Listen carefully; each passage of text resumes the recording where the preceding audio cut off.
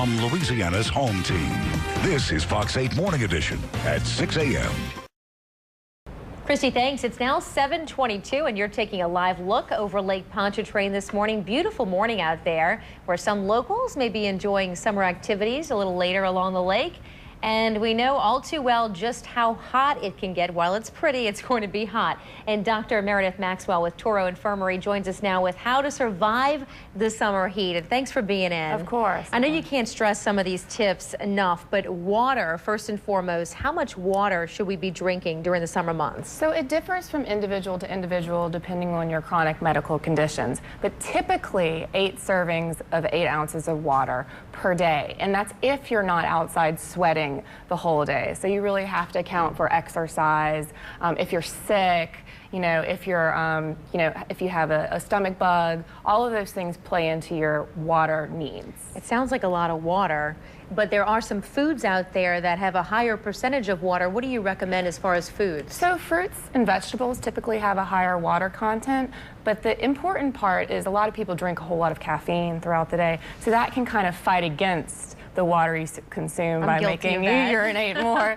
So that's important to, stay balanced with and be aware of how much caffeine you consume. And what is the water doing for the body throughout the day? So the body uses water to cool itself. It's our body's internal thermometer regulator. So if we can't sweat, our body can't cool itself off, and we need that water to be able to sweat. So those people who are dehydrated, people who work outside, construction workers, elderly people, especially young people who don't drink enough water, can't sweat to cool their body down, and they get put at risk for heat stroke and things like that. So even if it's annoying as it is, once you're showered, you step out the door and you feel like you're sweating already, you're saying it's a good thing. You want to be sweating. Right. When you're not sweating, that's very concerning. There's a problem. Right. And you were saying there's some individuals, some older people that might not need to be drinking as much water, say, as opposed to some of the younger folks. Right. So some chronic medical conditions require less, some require more, so it's really important to visit your PCP to find out your individualized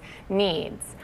And what about when it comes to, water I know is number 1, sunscreen number 2, but you were also talking about protecting your eyes. Oh, definitely. So UVA and UVB rays can definitely cause some eye damage, including cataracts. So you want to use those wide brim 6-inch hats. Be careful about baseball caps because they don't protect the ears and the neck. UVA, UVB protection over the eyes, lots of sunscreen all the time. Be very aware of putting yourself out there in the sun, even under the clouds. You can still get a burn under the clouds or even underwater up to a foot.